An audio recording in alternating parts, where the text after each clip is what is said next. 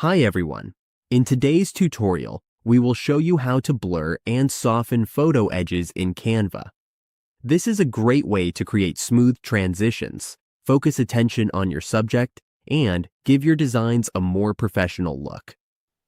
Let's get started.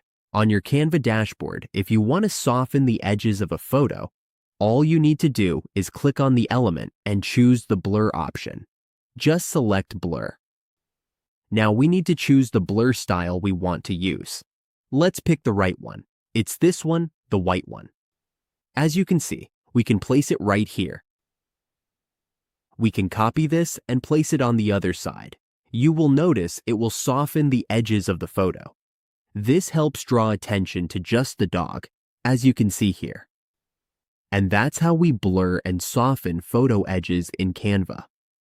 With this simple technique, we can enhance images and make our designs look more polished and visually appealing.